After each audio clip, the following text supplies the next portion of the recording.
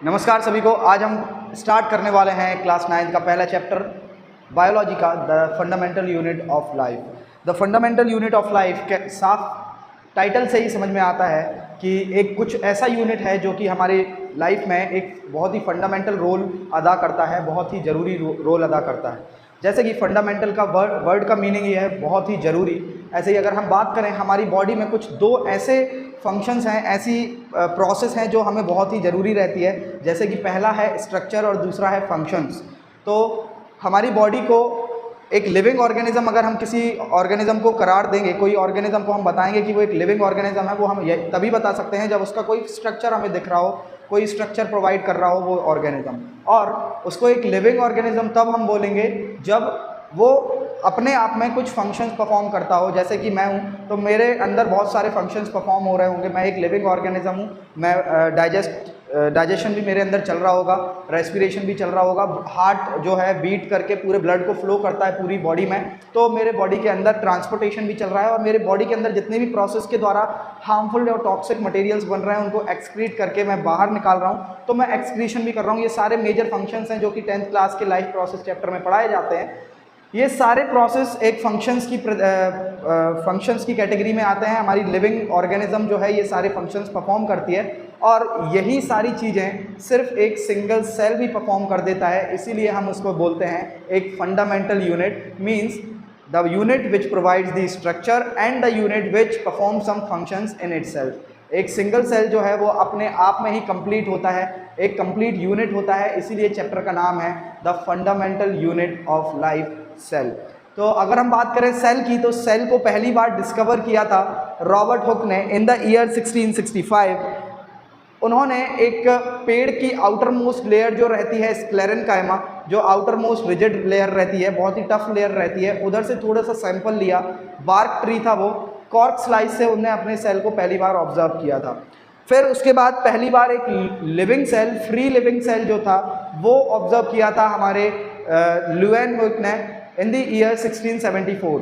Robert Hooke ने जो cell discover किया था वो एक डेड सेल था, क्योंकि प्लांट की जो आउटर मोस्ट लेयर रहती है, हमने 9th क्लास में पढ़ा है, that is made up of sclerenchyma tissue, and sclerenchyma tissues are the dead cells जिनके पास इंटर सेल्यूलर स्पेस जो है बहुत कम होता है, और उनके अंदर जो है ऑर्गेनिक मैटर या मैं बोलूँ प्रोटोप्लाज्म जो है बहुत ही कम होता है, इसीलिए उनको एक डेड सेल करार दिया जाता है। अगर हम बात करें ये स्क्लेरेनकाइमा टिश्यूज फॉर्म कैसे होते हैं, तो इसका बेसिक एक ही रीज़न है कि जब प्लांट जर्मिनेट करता है, सीड से निकलता है, उस टाइम पे जो सेल्स डेवलप होते हैं वो धीरे धीरे करके बाहर आते जाते हैं, और अंदर साइड नए सेल्स इवॉल्व होते जाते हैं, नए सेल्स जो हैं वो डेवलप होते जाते हैं, बनते जाते हैं। तो जो पुराने सेल्स रहते हैं वो लास्ट में आखिरी में आके मर जाते हैं, वो अपना लाइफ स्पान कंप्लीट कर लेते हैं, और पेड़ को एक प्रोटेक्टिव लेयर के रूप में अपने आप को ढाल देते हैं, और उन्हीं टाइप के सेल्स को हम बोलते हैं स्क्लेरेनकाइमा टिश्यूज। तो हमारे रॉबर्ट हुक ने पहली बार एक स्क्लेरेनकाइमा टिश्यूज से अपना सैंपल लिया था, जो कि एक डेड टिश्यू कहलाता है, और उन्होंने जो सेल देखा था वो एक डेड सेल था, मरा हुआ सेल था। फिर उसी के बाद ल्यूएनहुक ने जो अपने खुद के एक एडवांस माइक्रोस्कोप, जो कि हमारे रॉबर्ट हुक से थोड़ा एडवांस माइक्रोस्कोप था, उससे जब उन्होंने ऑब्जर्व किया, उन्होंने अपना सैंपल लिया था एक पॉन्ड वाटर से, जहाँ पे उन्होंने एक बैक्टीरिया सेल को ऑब्जर्व किया था, एक फ्री लिविंग बैक्टीरिया सेल को उन्होंने ऑब्जर्व किया था। फिर सेल में सबसे पहली बार जो है न्यूक्लियस ऑब्जर्व किया था हमारे रॉबर्ट ब्राउन ने इन द ईयर 1831। फिर उसके बाद 1838 में पहली बार मैथियस स्क्लेडन ने बताया कि all the plants are made up of cell. ये मैथियस स्क्लेडन जो थे वो एक बायोलॉजिस्ट थे, जिन्होंने पहली बार अपनी थ्योरी में बताया था कि जितने भी दुनिया में जितने भी प्लांट्स पाए जाते हैं वो सारे प्लांट्स सेल से ही मिलकर बनते हैं। और उसके जस्ट बाद थियोडोर श्वान ने 1839 में अपनी थ्योरी को और एलोबरेट किया, मींस उन्होंने मैथियस स्क्लेडन की थ्योरी को पढ़ा और उससे फिर अपने कंक्लूजन पे आए कि प्लांट्स तो ठीक है। 1839 में थियोडोर श्वान ने बताया कि सारे एनिमल्स भी प्लांट्स से ही सारे एनिमल्स भी हैं जो सारे सेल से ही मिलकर बनते हैं। तो पहली बार प्लांट्स सेल से मिलकर बनते हैं ये बताया था हमें मैथियस स्क्लेडन ने इन द ईयर 1838, और पहली बार हमें ये बताया था कि सारे एनिमल्स भी पूरे सेल से मिलकर बनते हैं, वो बताया था थियोडोर श्वान ने इन दी 1839। ठीक है, यहाँ तक क्लियर है बच्चों? फिर उसके बाद क्या हुआ था, ये इन्होंने ये बात नहीं बताई थी कि जो पुराने सेल्स हैं या जो सेल है वो आता कहाँ से है। इन्होंने बस इतना बताया था कि सारे प्लांट्स सेल से मिलकर बनते हैं और सारे एनिमल्स भी सेल से मिलकर बनते हैं। But in the year 1855 Rudolf Virchow नाम के एक साइंटिस्ट थे जिन्होंने मैथियस स्क्लेडन और थियोडोर श्वान की थ्योरी को थोड़ा और आगे बढ़ाया और उन्हें थर्ड पोस्टुलेट दिया कि all the cells are arise from pre existing cell. Means इसका मतलब यही था कि अगर कोई एक सेल है या आप कोई सेल देख रहे हो तो वो जरूर किसी ना किसी पुराने सेल से ही इवॉल्व होकर या तो ब्रेक डाउन होकर या तो किसी और दूसरे प्रोसेस से बना होगा। सेल अपने आप अराइज नहीं होते हैं, अपने आप पैदा नहीं होते हैं, वो हमेशा किसी पुराने सेल से ही इवॉल्व होकर या फ्यूज़ होकर टूट कर बनते हैं। और एक और साइंटिस्ट थे 1839 में जिन्होंने बताया था, जिनका नाम था परकिंजे। उन्होंने पहली बार टर्म दिया था प्रोटोप्लाज्म। अब प्रोटोप्लाज्म क्या होता है?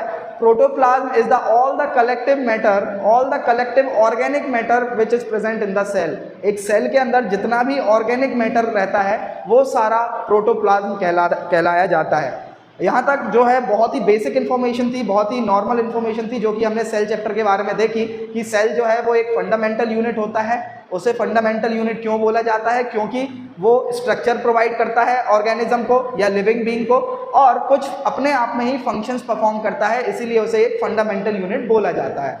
1665 में रॉबर्ट हुक ने पहली बार एक डेड सेल को ऑब्जर्व किया था कॉर्क स्लाइस से।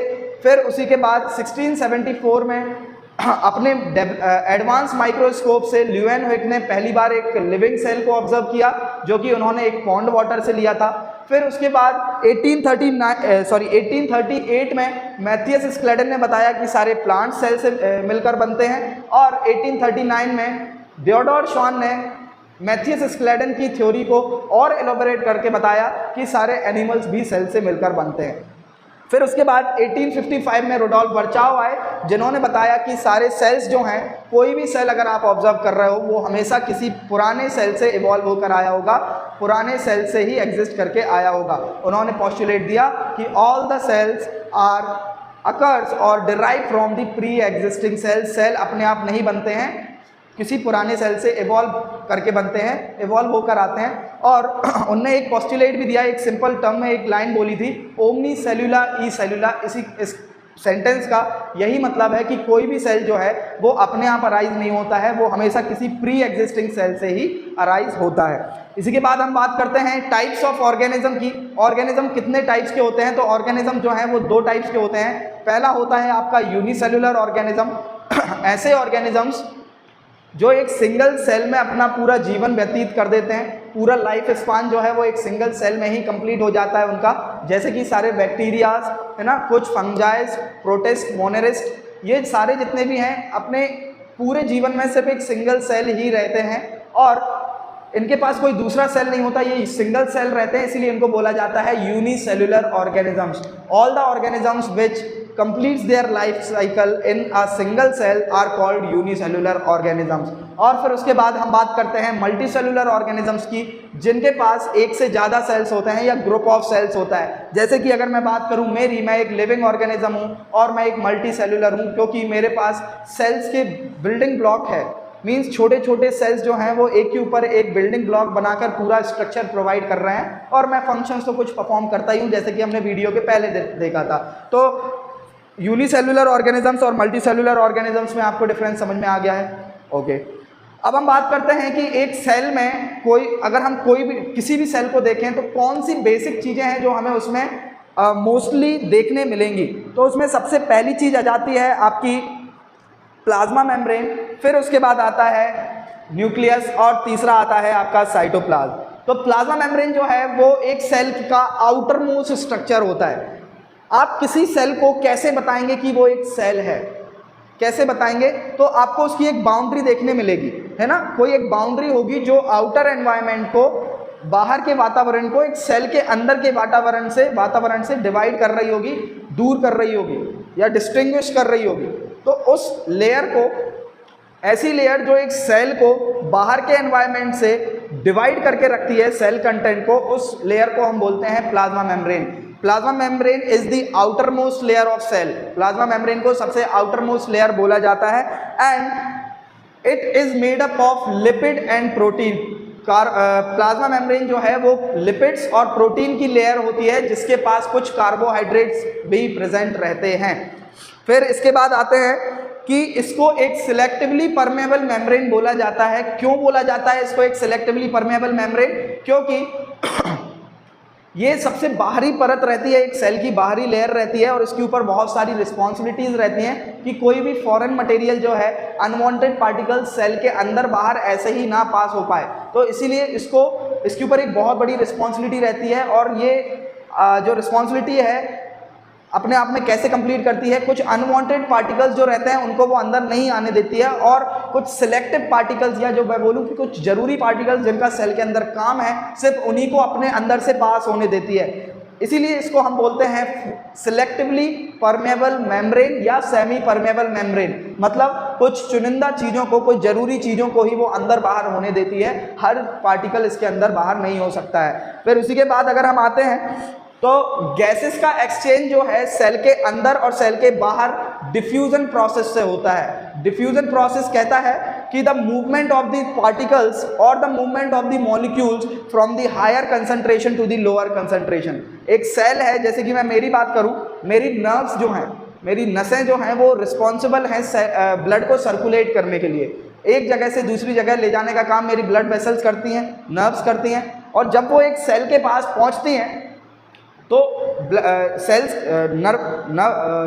वेसल्स के अंदर ऑक्सीजन का कंसंट्रेशन ज़्यादा होता है और सेल के अंदर ऑक्सीजन का कंसंट्रेशन कम होता है। इसीलिए ब्लड वेसल से ऑक्सीजन जो है वो डिफ्यूज होकर सेल में चली जाती है। सेम ऐसा ही अगर हम बात करें कार्बन डाइऑक्साइड की, तो सेल के अंदर सेलुलर रेस्पिरेशन के कारण कार्बन डाइऑक्साइड बनती है, तो अंदर कंसंट्रेशन ज़्यादा रहता है सेल के और ब्लड वेसल्स में कम रहता है। तो कार्बन डाइऑक्साइड जो है वो डिफ्यूज होकर प्लाज्मा मेम्ब्रेन से डिफ्यूज होकर ब्लड वेसल्स में एंटर कर जाती है। तो इस तरीके से आपके जो गैसेस हैं वो एक्सचेंज करते हैं या गैसेस का ट्रांसफर होता है सेल वॉल के प्लाज्मा मेम्ब्रेन के आर पार।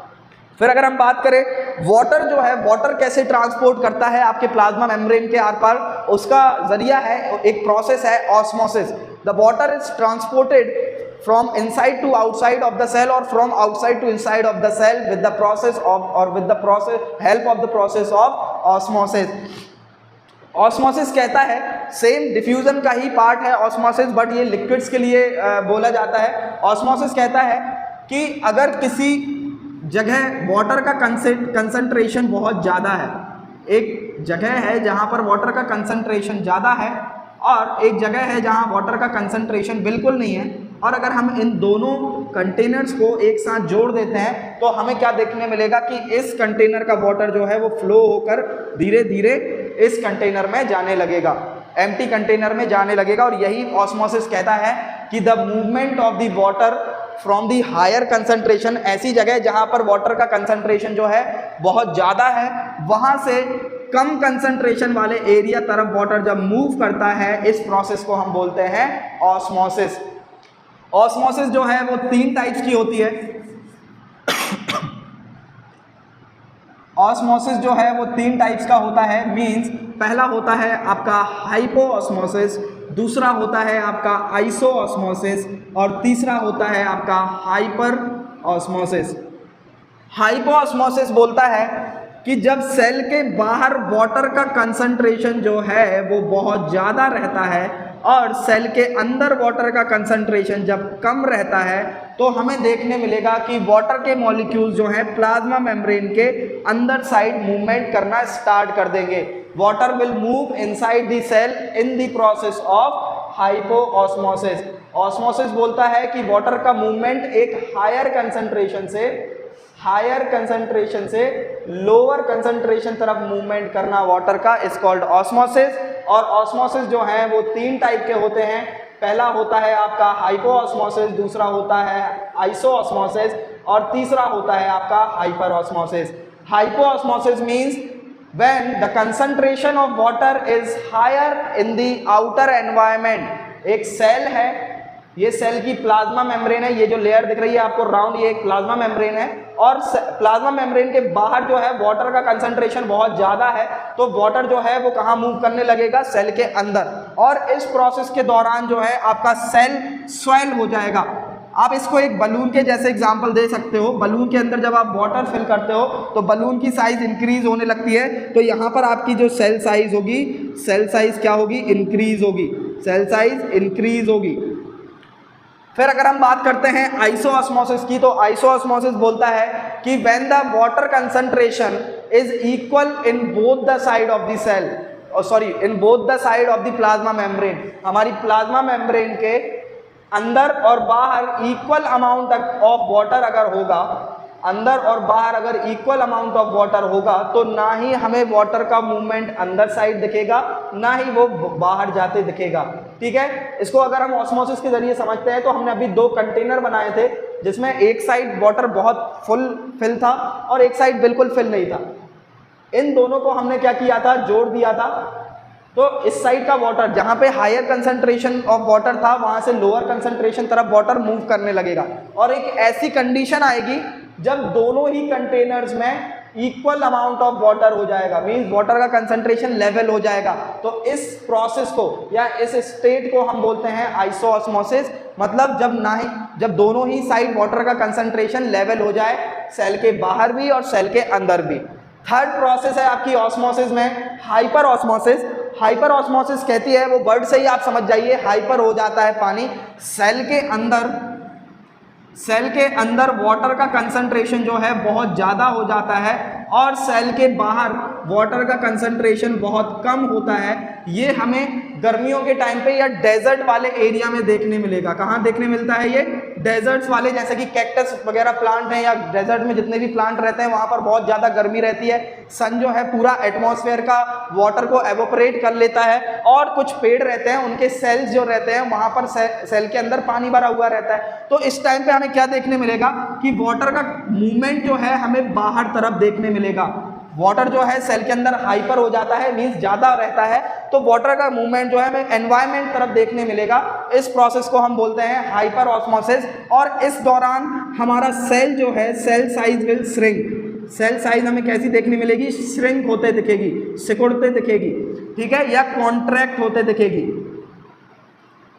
प्लाज्मा मेम्ब्रेन जो है वो तुचकने लगेगा। फिर अगर आप बलून का एग्जांपल देखें, एक बलून लें आप, और बलून के अंदर यहाँ पे हमने पानी भरा था, तो सेल साइज क्या हो रही थी, इंक्रीज हो रही थी। सेम अगर आप दूसरा कंडीशन देखें, उस बलून से आप धीरे धीरे पानी निकालने लगिए, तो आपको क्या देखने मिलेगा, वो जो बलून है वो धीरे धीरे करके छोटा होने लगेगा, छोटा होने लगता है। और यहाँ पर आपकी सेल जो है या प्लाज्मा मेम्ब्रेन जो है वो थोड़ी क्या श्रिंक होने लगेगी, सिकुड़ने लगेगी। और यहीं पे एक टर्म आता है आपका प्लाज्मोलाइसिस। प्लाज्मोलाइसिस बोलता है प्लांट सेल्स में एक और आउटर मोस्ट लेयर होती है जिसको हम सेल वॉल बोलते हैं। ये आपकी प्लाज्मा मेम्ब्रेन है। प्लाज्मा मेम्ब्रेन के ऊपर एक और लेयर रहती है जिसको हम सेल वॉल बोलते हैं। और जब ये सेल वॉल सिर्फ प्लांट सेल्स में रहती है, जो कि एक मैकेनिकल सपोर्ट प्रोवाइड करती है सेल को वाटर के ज़्यादा फ्लो होने से अंदर। इस प्रोसेस के दौरान हमें क्या देखने मिल रहा था, वाटर जो था वो अंदर साइड आ रहा था सेल के।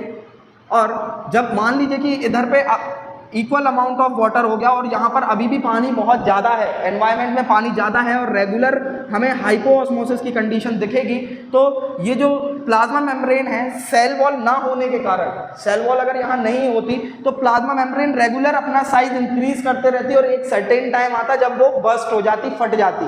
तो उसको प्रिवेंट करने के लिए, प्लाज्मा मेम्ब्रेन को फटने से बचाने के लिए, बस्टिंग से बचाने के लिए आपको एक और लेयर जो रहती है सेल वॉल, जो कि आपको सिर्फ प्लांट्स में देखने मिलेगी, ये एनिमल्स में देखने नहीं मिलती है। Cell wall is only present in the plants, not in the animals, and the major function of the cell wall is to protect और to provide the mechanical support to the plant cells. तो यहाँ पर हमें क्या देखने मिला, पानी जब अंदर जा रहा था तो cell wall means plasma membrane धीरे धीरे एक्सपांड कर रही थी, बढ़ रही थी, इंक्रीज कर रही थी सेल साइज।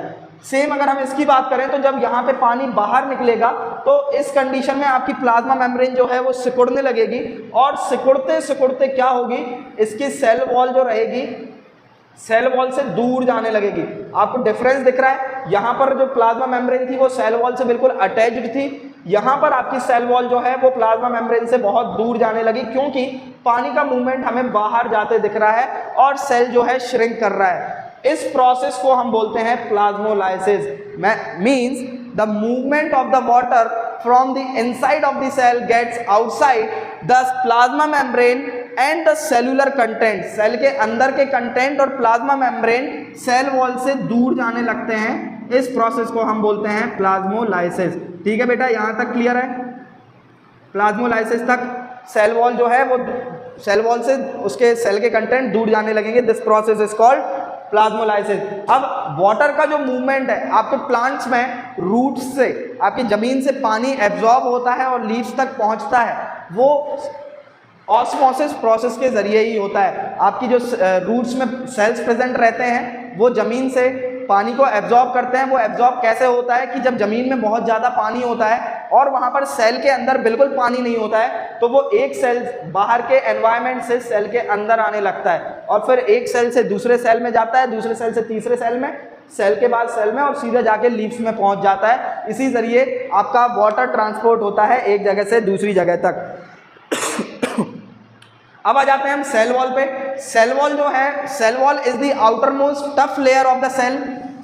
ये सिर्फ हमें प्लांट सेल्स में देखने मिलती है और ये सेल्यूलोज से मिलकर बनती है। सेल्यूलोज क्या होता है? Cellulose is the very compact material, या मैं बोलूँ बहुत ही कॉम्प्लेक्स मटेरियल होता है, जो कि नॉन लिविंग कंटेंट भी बोल सकते हो। जो प्लाज्मा मेम्ब्रेन सेल वॉल रहती है, it is a dead layer. Cell wall क्या होती है? एक cell wall is a dead layer.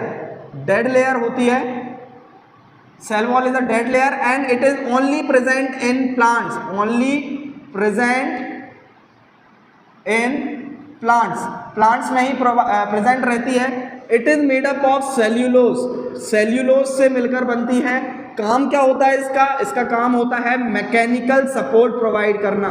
Mechanical support provide करती है वो आपके सेल को। ठीक है बेटा, यहां तक क्लियर है? It is a tough outer most rigid layer in the plant cell which is called cell wall and it is present outer side of the plasma membrane. Plasma membrane के भी बाहर साइड प्रेजेंट रहती है ये। It is made up of cellulose. Cellulose से मिलकर बनती है, बहुत ही कॉम्प्लेक्स मटेरियल रहता है and it provide the structural strength of the for the cell. Structural strength provide करती है, मैकेनिकल सपोर्ट प्रोवाइड करती है सेल को। इसी के बाद हम आ जाते हैं न्यूक्लियस पे। नेक्स्ट टॉपिक है हमारा न्यूक्लियस। हमने तीन चीज़ें पढ़ी, तीन चीज़ें बेसिक चीज़ें जो प्रेजेंट रहती हैं हमारे सेल में। पहली थी हमारी प्लाज्मा मेम्ब्रेन, जिसके बारे में हम पढ़ चुके हैं। दूसरी है आपकी न्यूक्लियस और लास्ट है आपकी साइटोप्लाज्म। अभी हम आ जाते हैं न्यूक्लियस पे।